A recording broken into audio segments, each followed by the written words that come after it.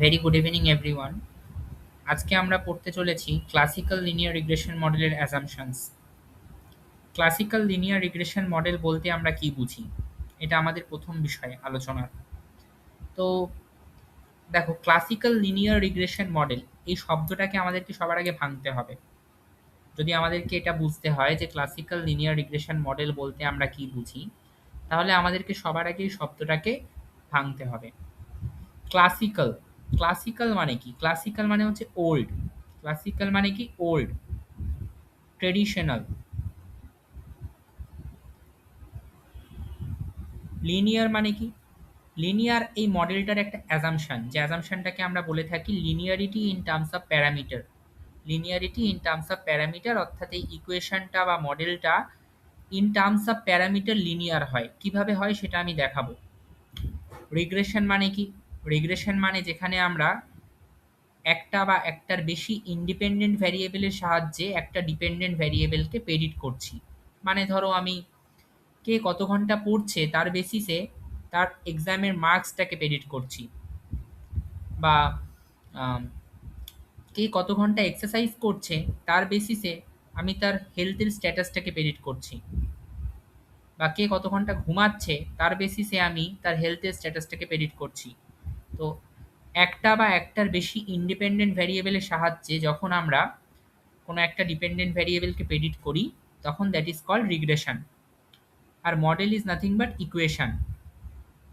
ওকে, so classical linear regression model মানে কি তাহলে? সো দ্যাট মিনস যে classical means traditional, old, linear is linear in terms of parameter, which is basically a assumption. Regression is basically predicting dependent variable on the basis of some independent variables. Our model is nothing but an equation. তো কথা হচ্ছে যে classical শব্দের অর্থ তো old বা traditional. তো এই ক্লাসিক্যাল শব্দটা কেন আসলো? আমি তো খালি এটাকে লিনিয়ার রিগ্রেশন মডেলও বলতে পারতাম। ক্লাসিক্যাল শব্দটা এই কারণেই আসলো কারণ এই যে ক্লাসিক্যাল লিনিয়ার রিগ্রেশন মডেল, এটা সব থেকে পুরনো মডেল। রিগ্রেশন ইকোনোমেট্রিক্সের সব থেকে ওল্ডেস্ট মডেল হচ্ছে এই সিএলআরএম মডেল। যেহেতু এই মডেলটা ওল্ড, ট্রেডিশনাল, সেই কারণে এর সাথে আমরা ক্লাসিক্যাল শব্দটা অ্যাড করেছি। এবং লিনিয়ার কেন অ্যাড হয়েছে তোমরা বুঝতেই পেরেছো, কারণ এই মডেলটা একটা অ্যাজাম্পশন মেনে চলে, যেটা হচ্ছে linearity in terms of parameter. Regression শব্দটা কেন অ্যাড হয়েছে সেটাও তোমরা বুঝতে পেরেছো, আর মডেলটা কেন এসেছে সেটাও বুঝতে পেরেছো। Model is nothing but an equation. তো ক্লাসিক্যাল লিনিয়ার রিগ্রেশন মডেল, একটা মডেলকে আমরা কখন ক্লাসিক্যাল লিনিয়ার রিগ্রেশন মডেল বলবো? তো আমরা সবার আগে এই জন্য যেটা পড়তে হয় ক্লাসিক্যাল লিনিয়ার রিগ্রেশন মডেলে, সেটা হচ্ছে ক্লাসিক্যাল লিনিয়ার রিগ্রেশন মডেলের অ্যাজাম্পশনস। ক্লাসিক্যাল লিনিয়ার রিগ্রেশন মডেলের প্রায় 10টা অ্যাজাম্পশন থাকে। প্রায় কটা অ্যাজাম্পশন থাকে? 10টা অ্যাজাম্পশন। যদি কোনো মডেল এই 10টা অ্যাজাম্পশন মেনে চলে, তাহলে আমি বলবো যে হ্যাঁ, এই মডেলটা ক্লাসিক্যাল লিনিয়ার রিগ্রেশন মডেল। কি বললাম? প্রায় 10টা অ্যাসাম্পশন আমরা পড়বো। এই 10টা অ্যাসাম্পশন আমরা ওয়ান বাই ওয়ান পড়বো। তোমরা প্লেলিস্টটা, এই পুরো ইকোনোমেট্রিক্সের প্লেলিস্টটা কিন্তু তোমরা ডেসক্রিপশন বক্সে পেয়ে যাবে। তো কোনো মডেল যদি এই 10টা অ্যাসাম্পশন মেনে চলে, যে হ্যাঁ এই 10টা অ্যাসাম্পশন এই মডেলটা মেনে চলছে, তাহলে আমি ওই মডেলটাকে ক্লাসিক্যাল লিনিয়ার রিগ্রেশন মডেল বলতে পারি। I can tell that model as classical linear regression model. আর যদি কোনো মডেলটা ধরো এই 10টার মধ্যে 10টা অ্যাজাম্পশনই মেনে চলতে পারছে না, হয়তো 8টা অ্যাজাম্পশন মেনে চলছে, বা 9টা অ্যাজাম্পশন মেনে চলছে, বা হয়তো দুটো অ্যাজাম্পশন মেনে চলছে, সবকটা অ্যাজাম্পশন মেনে চলতে পারছে না, তাহলে কিন্তু আমি সেই মডেলটাকে ক্লাসিক্যাল লিনিয়ার রিগ্রেশন মডেল বলতে পারি না। সেই মডেলটাকে আমি লিনিয়ার রিগ্রেশন মডেল বলতে পারি। সেই মডেলটাকে আমি লিনিয়ার রিগ্রেশন মডেল মানে এলআরএম বলতে পারি, কিন্তু ক্লাসিক্যাল লিনিয়ার রিগ্রেশন মডেল সিএলআরএম বলতে পারবো না। তাহলে সিএলআরএম বলতে গেলে কোনো মডেলকে এই 10টার মধ্যে, যে 10টা অ্যাজাম্পশন তোমাদেরকে করাবো, সেই 10টার মধ্যে প্রত্যেকটা অ্যাজাম্পশন মেনে চলতে হবে। কোনো মডেল যদি এই প্রত্যেকটা অ্যাজাম্পশন মেনে চলে, তাহলেই তাকে আমি সিএলআরএম বলতে পারবো। ধরো বাড়িতে তুমি হচ্ছ সেই শান্ত বাচ্চা, শান্ত বাচ্চা যে বাবা মার সব কথা শোনে, এবং আহ, কোনো বায়না করে না, যে বাবা মা সব কথা শুনছে, কোনো বায়না করছে না। আম, যে ধরো যার কোনো চাহিদা নেই, তোমার কোনো চাহিদা নেই, তুমি দুষ্টুমি করছো না, পড়ার সময় পড়ছো, খাওয়ার সময় খাচ্ছো, এবং খেলার সময় খেলছো, সব অ্যাক্টিভিটি তুমি ঠিকঠাক করছো। লাইফে যা যা অ্যাক্টিভিটি করার দরকার তুমি একদম প্রপারলি ঠিকঠাক করলে, তাহলে তোমাকে কি বলা হবে জানো? তোমাকে পাড়ার আশেপাশে, তোমার বাড়ির আশেপাশে তোমার প্রতিবেশীরা বা সবাই তোমাকে বলবে আইডিয়াল কিড, আদর্শ বাচ্চা। ঠিক আছে? আর সেখানে ধরো তোমার বন্ধু আছে, তোমার সাথেই থাকে, সে তোমার পাশের বাড়িতেই থাকে, সে কয়েকটা কাজ ঠিকঠাক করছে, সে খাওয়ার সময় হয়তো খাচ্ছে, পড়ার সময় কিন্তু সে পড়ছে না, খেলার সময় সে খেলছে, কিন্তু বাবা মার সব কথা সে সবসময় শুনছে না, দুষ্টুমি সে মাঝে মাঝেই করছে। তাহলে তাকে কিন্তু পাড়ার সবাই আইডিয়াল কিড বলবে না, তাকে কিন্তু পাড়ার সবাই কি বলবে? তাকে কিন্তু পাড়ার সবাই বলবে দুষ্টু বাচ্চা বা নটি কিড, যেটাকে আমরা বলি নটি কিড। তো আইডিয়াল কিড হচ্ছে সেই ক্লাসিক্যাল লিনিয়ার রিগ্রেশন মডেলের মতো, যে সব অ্যাজাম্পশন মেনে চলে, যে মডেল সব অ্যাজাম্পশন, প্রত্যেকটা অ্যাজাম্পশন মেনে চলে, যে কটা অ্যাজাম্পশন আমরা পরবর্তী সময়ে পড়ব, সেই মডেলটাকে আমরা ক্লাসিক্যাল লিনিয়ার রিগ্রেশন মডেল বলি। এবং সেটা হচ্ছে তোমাদের পাড়ার সেই আইডিয়াল কিডের মতো, আদর্শ বাচ্চার মতো। আর নটি কিড হচ্ছে নর্মাল, যেটা আমরা বললাম এটা লিনিয়ার রিগ্রেশন মডেল, যেটাকে ক্লাসিক্যাল লিনিয়ার রিগ্রেশন মডেল বলা যাবে না। ওকে, তো আশা করি ব্যাপারটা পরিষ্কার হলো। এখানে তোমরা এবার এই ডেফিনেশনটা পড়ো, ক্লাসিক্যাল লিনিয়ার রিগ্রেশন মডেলের ডেফিনেশনটা এখানে পড়ো। A traditional statistical model used to study relationship between variables where the equation is linear in terms of parameter and based on standard assumptions. তাহলে এখানে কয়েকটা বিষয় খুব ইম্পর্টেন্ট, কয়েকটা বিষয় নোট করার মতো। কি সেই কয়েকটা বিষয়? প্রথম বিষয় হচ্ছে ট্রেডিশনাল স্ট্যাটিস্টিক্যাল মডেলের কথা বলা হচ্ছে, ট্রেডিশনাল স্ট্যাটিস্টিক্যাল মডেল। তারপরে কি বলা হচ্ছে? ট্রেডিশনাল থেকে, তাহলে ক্লাসিক্যালটা ট্রেডিশনাল থেকে এসছে, এটা আশা করি বোঝা গেল। তারপরে বলা হচ্ছে study relationship between variables, variables এর মধ্যে রিলেশনশিপ স্টাবলিশ হবে, মানে কি?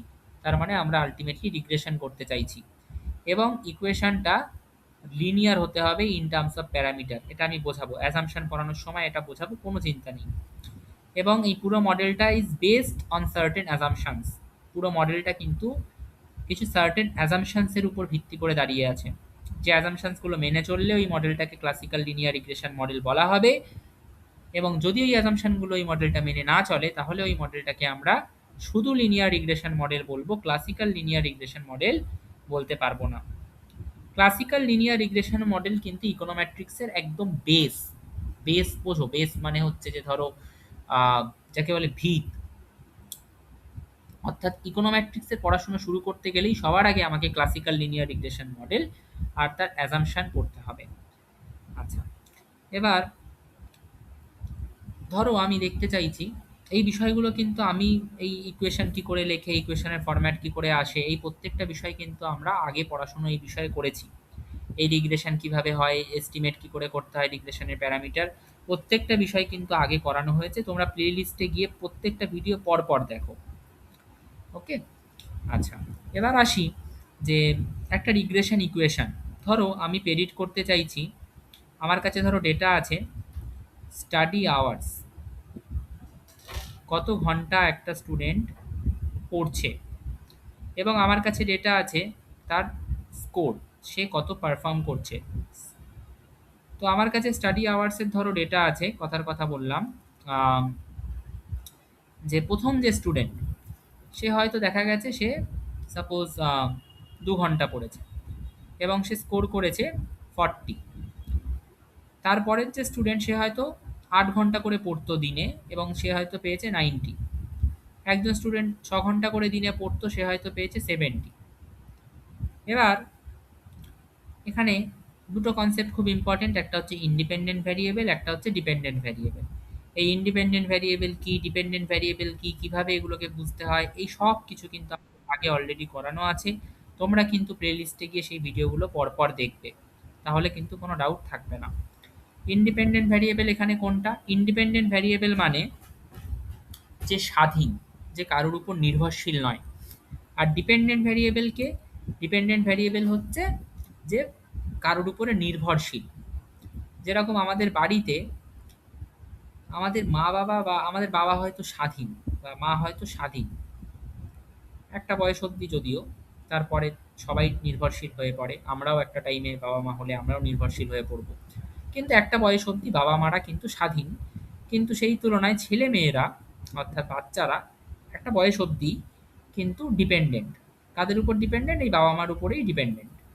তো ঠিক সেরকমই এই কনসেপ্টেও ভালো করে বোঝো, স্টাডি আওয়ার্স ক ঘন্টা পড়ছে আর কত মার্কস পাচ্ছে, তার মধ্যে কোনটা স্বাধীন আর কোনটা ডিপেন্ডেন্ট।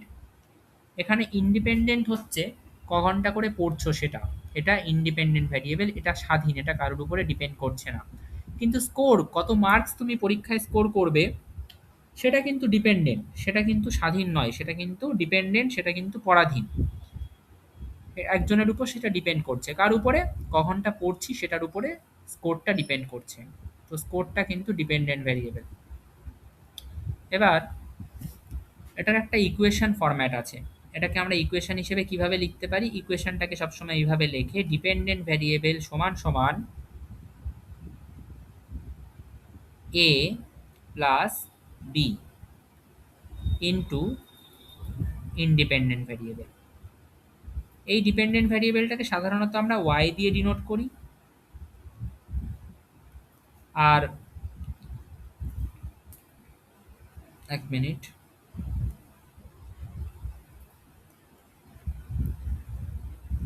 এই ডিপেন্ডেন্ট ভ্যারিয়েবলটাকে সাধারণত আমরা কি দিয়ে ডিনোট করি? আমরা সাধারণত এটাকে ওয়াই দিয়ে ডিনোট করি, সরি, ওয়াই দিয়ে ডিনোট করি। আর ইন্ডিপেন্ডেন্ট ভ্যারিয়েবলটাকে আমরা সাধারণত এক্স দিয়ে ডিনোট করি। এই এটাকে বলা হয় ইন্টারসেপ্ট আর বিটাকে বলা হয় স্লোপ। ওকে, এই এ বিটাকে কিভাবে ইন্টারপ্রেট করতে হয়, ইন্টারসেপ্ট স্লোপকে কিভাবে ইন্টারপ্রেট করতে হয়, সব কিন্তু তোমরা প্লেলিস্টে ওই ভিডিওগুলো যদি পরপর দেখতে দেখতে আসো, পুরো কনসেপ্ট তোমাদের ক্লিয়ার হয়ে যাবে, সেইটা আমি গ্যারেন্টি নিয়ে বলতে পারি। এবার কথা হচ্ছে যে এই এ আর বি কে ইন্টারসেপ্ট বলা হয়, কিন্তু এ আর বি এর আরও একটা নাম আছে। কি সেই নামটা? এ এর আর একটা নাম এবং বি এরও আর একটা নাম। এ আর বি কে আমরা শুধুমাত্র একটা কমন নামে ডাকতে পারি। যেরকম ধরো, কথার কথা বললাম যে আজকে আম, পাড়ার সবার তো একটা নাম থাকে, কারোর নাম সন্টু, কারোর নাম মন্টু, কিন্তু পাড়ার যে বাচ্চাগুলো, এরা তো সবাই বাচ্চা, আমি ধরে নিলাম এরা পাড়ার সবার বাচ্চা, এরা পাড়ার সবাই এক একজন বাচ্চা। তো এই সন্টু মন্টু এদের একটা কমন নাম থাকবে। কমন নামটা কি? এদের কমন নামটা হচ্ছে বাচ্চা। এই বাচ্চা কোথায় যাচ্ছিস, এই বাচ্চা এটা এনে দে, এই বাচ্চা ওটা করে দে। তো সবার এদের কিন্তু একটা কমন নাম থাকে, যেটা হচ্ছে বাচ্চা বলে আমরা এদেরকে ডাকলে এরা সাড়া দেবে বা এরা বুঝতে পারবে যে এদেরকে ডাকা হচ্ছে। তো ঠিক সেরকমই ইন্টারসেপ্ট স্লোপ, এদের একটা কমন নাম আছে। সেই কমন নামটা কি? সেই কমন নামটা হচ্ছে প্যারামিটার। এদেরকে বলা হয় কি? এদেরকে বলা হয় প্যারামিটার।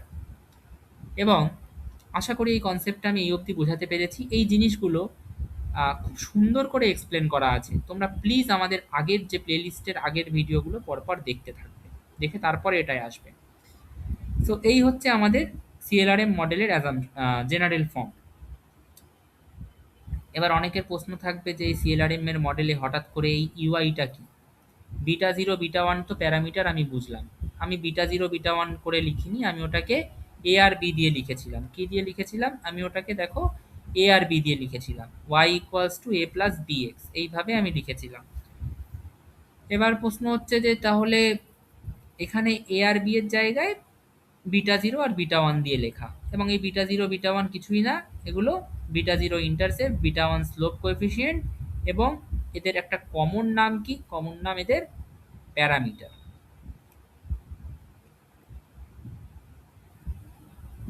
তাহলে এই অবধি আমরা বুঝতে পারলাম। এবার অনেকের প্রশ্ন হবে ইউআইটা কোথা থেকে আসলো, এই ইউআইটাকে আমরা এরার টার্ম কেন বলছি? সেই কনসেপ্টগুলো কিন্তু আমি এই ক্লাসে ডিসকভার করব না, বা এই ক্লাসে আমি ডিসকাস করব না। সেই কনসেপ্টগুলো কিন্তু আমরা আমাদের আগের লেকচার্সগুলোতে কভার করে এসেছি। তোমরা সেটা অবশ্যই দেখবে, দেখে তারপরে এটাই আসবে। তো আমরা এবার শুরু করতে চলেছি অ্যাজাম্পশনস অফ সিএলআরএম। এই অ্যাজাম্পশনস অফ সিএলআরএম আমরা পরপর করব, প্রত্যেকটা অ্যাজাম্পশন। তোমরা প্লেলিস্ট ওয়াইজ পরপর দেখতে থাকো, প্রত্যেকটা অ্যাজাম্পশন আমরা পরপর কমপ্লিট করব এবং 10টা অ্যাজাম্পশন আমরা পুরো কমপ্লিট করব। ঠিক আছে? তো নেক্সট ক্লাস থেকে আমরা অ্যাজাম্পশনস অফ সিএলআরএম পড়ব। আজকে আমরা কি বুঝলাম? আজকে আমরা ক্লাসিক্যাল লিনিয়ার রিগ্রেশন মডেল কাকে বলে সেটা বুঝলাম। ওকে, তো নেক্সট ক্লাস থেকে অ্যাজাম্পশনস গুলো আমরা কমপ্লিট করব।